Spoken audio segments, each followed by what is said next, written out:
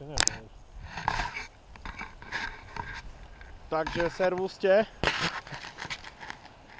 Hoci boli také plány, aj sa písalo v médiách, že vyjdeme na Kráľovú holu, no ale chcel povedať, aká je nadmorská výška?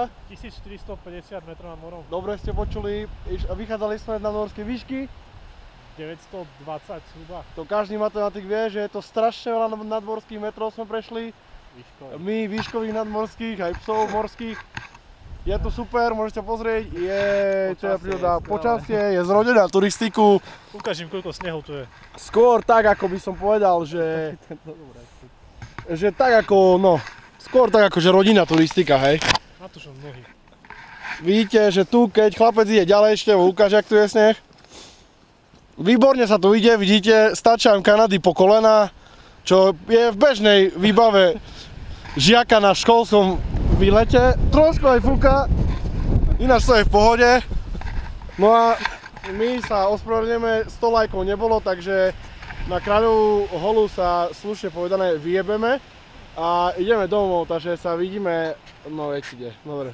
Servus. Čaute.